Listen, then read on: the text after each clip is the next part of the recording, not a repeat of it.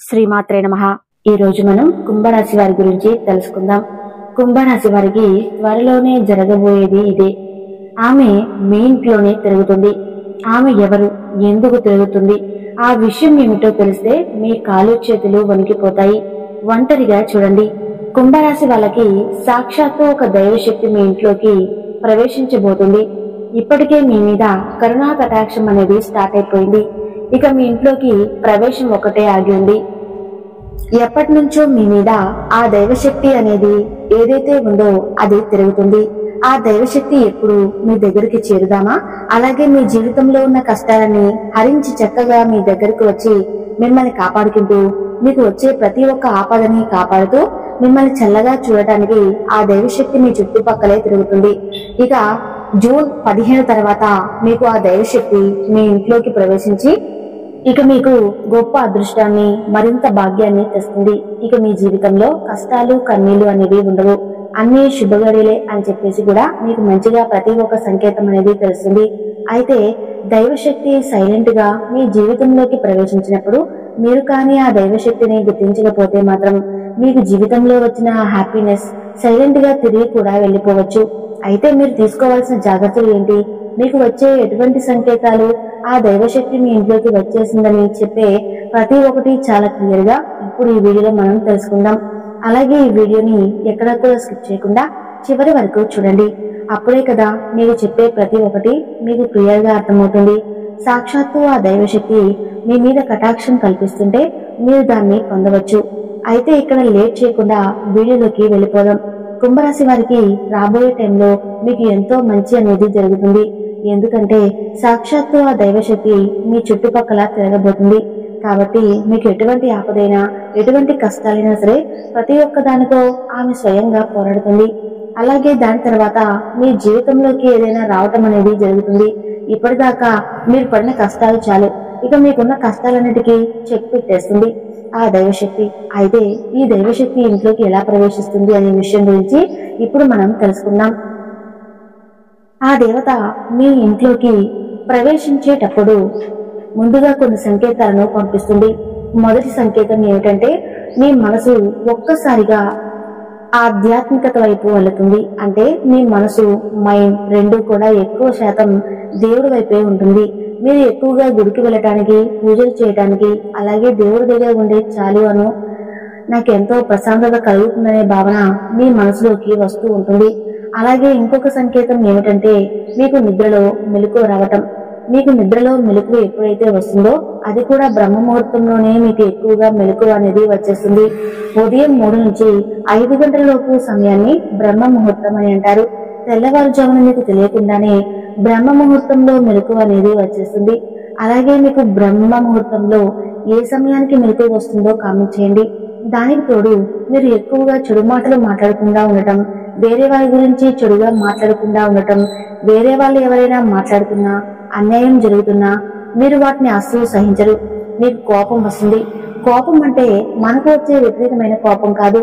ఎందుకు మనుషులు ఈ విధంగా ఇలా మాట్లాడుతున్నారు, దీనికి ఇంతగా మాట్లాడవలసిన అవసరం అయితే లేదు కదా అనే భావన మీకు తప్పనిసరిగా కలుగుతుంది. అయితే మీరు ఎక్కువ శాతం ఒంటరిగా ఉండటానికి ఇష్టపడుతూ ఉంటారు. మీకు బాగా క్లోజ్ గా ఉన్న వాళ్ళ దగ్గర ఉండటానికి ఇష్టపడతారు. ఎక్కువ శాతంగా జనాల మధ్యలోకి వెళ్లరు. ఎందుకంటే మీరు ఒంటరిగా ఉంటూ ఆ దేవుడిని స్మరించుకుంటూ ఆమె మీ దగ్గర ఉంటే ఇక ఏది అవసరం లేదన్న భావనను మీరు కలిగి ఉంటారు. ఇక ఎక్కువ శాతంగా మీకు ఏదో ఒక ఖర్చు అనేది ఉంటుంది. ఆ ఖర్చు కూడా మంచికే ఉంటుంది. ఎలా అంటే ఏదైనా గుడికి లేదంటే దేనికోసమైనా సరే డబ్బులు అనేది ఇవ్వడానికి అవకాశం అనేది వస్తుంది.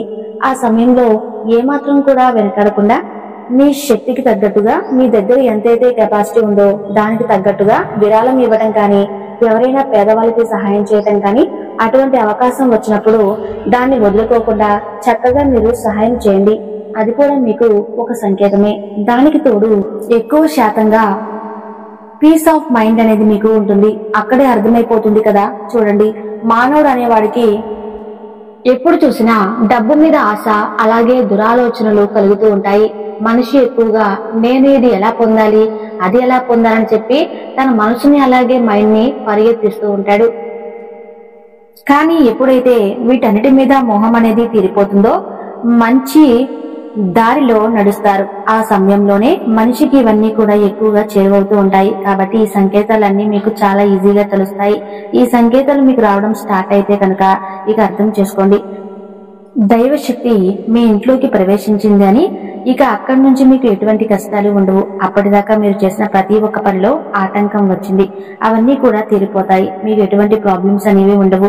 మీ ఫ్యామిలీ పరంగా కావచ్చు, అలాగే మీ ఇంట్లో పిల్లలు, మీ తల్లిదండ్రులు కావచ్చు, వాళ్ళతో కూడా సంబంధాలు మంచిగా మెరుగుపడతాయి.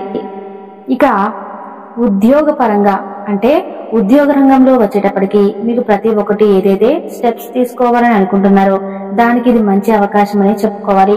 మీకు ప్రమోషన్స్ అనేవి ఉంటాయి, శాలరీ ఇంక్రిమెంట్స్ అనేవి కూడా ఉంటుంది. ఇక్కడ నుంచి చెబుతున్నాం కదా, ప్రతి ఒక్క పని మీకు తెలియకుండానే ఆ పని ఇంకా జరగదని అనుకుని వదిలేసిన ప్రతి ఒక్క పని కూడా ఇక మీకు తెలియకుండానే సజావుగా సాగిపోతూ ఉంటాయి. మీకు తెలియకుండానే ఆమె అనుగ్రహంతో ప్రతి ఒక్కటి మీ దగ్గరికి చేరుకుంటుంది. అయితే ఆ దైవశక్తి ఏంటి? ఆ దైవశక్తి సాక్షాత్తు ఎవరు? ఆ రూపం ఏమిటి? ఆ దైవశక్తికి మనం ఏ విధంగా పూజలు అనేవి చేసుకోవాలి, అలాగే ఎటువంటి జాగ్రత్తలు తీసుకోవాలి? ఆ దైవశక్తి ఎవరో కాదు, సాక్షాత్తు కాళీ అమ్మవారే. మీ మీద దైవానుగ్రహం చూపించబోతుంది. ఆ భద్రకాళి మీ ఇంటికి రాబోతుంది. ఆ అమ్మవారు ఇంటికి వస్తే కనుక మీకు ఎటువంటి కష్టాలు అనేవి ఉండవు. అలాగే ఎటువంటి శత్రువులను సంబంధించిన బాధ మీకు ఏదైతే ఉంటుందో ప్రతి ఒక్క దానితో పోరాటానికి ఆ అమ్మవారు మీ ముందు ఉంటుంది. అయితే ఈ కాళిక అమ్మవారి మన ఇంట్లో ఎటువంటి స్థానంలో నివసిస్తారని అంటే, ఏదైతే గుమ్మం ముందు అంటే మన ఇంటికి ఎంటర్ అయ్యే ప్లేస్ ని మనం బ్రహ్మస్థానం అని చెబుతూ ఉంటాం కదా, ఆ బ్రహ్మస్థానంలోనే అమ్మవారు నిలిచి ఉంటారు. అయితే ఆ బ్రహ్మస్థానాన్ని మీరు ఎంతో చక్కగా శుభ్రంగా ఉంచుకోవాలి. అక్కడ ఎటువంటి చెత్త చెదారం డస్ట్బిన్ లాంటివి ఉంచుకోకూడదు. ఉన్న పెద్ద చెడు అలవాటు ఏమిటంటే గుమ్మం ముందే చెప్పులు అనేవి వదిలేస్తూ ఉంటారు. అలా గుమ్మం ముందు చెప్పులు ఉంటే కనుక అమ్మవారు తిరిగి వెళ్లిపోయే అవకాశం ఉంటుంది.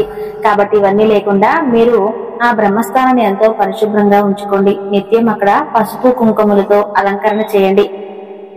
అలాగే అమ్మవారిని ఆహ్వానిస్తూ గుమ్మం దగ్గర దీపాలను వెలిగించి ధూపం వేయాలి. అలాగే కుదిరితే ఆ స్థానంలో తులసి చెట్టును పెట్టి పూజించండి. మేము చెప్పిన జాగ్రత్తలు తీసుకుంటే సాక్షాత్తు కాళీ అమ్మవారి కటాక్షం మీ మీద కలుగుతుంది. మేము చెప్పిన ఈ సంకేతాలని మీరు కనుక గమనించినట్లయితే అమ్మవారు మీ ఇంట్లో ఉన్నారా లేదా అని మీకే అర్థమవుతుంది. ఈ వీడియో మీకు నచ్చినట్లయితే తప్పకుండా లైక్ చేసి మీ ఫ్రెండ్స్ కి షేర్ చేయండి. అలాగే మా కొత్త వీడియోస్ మీకు వెంటనే చేరాలంటే మా ఛానల్ సబ్స్క్రైబ్ చేసుకుని పక్కనే ఉన్నటువంటి బెల్ ఐకాన్ ని క్లిక్ చేయండి. Thank you. సర్వే జన సుఖినో భవంతు.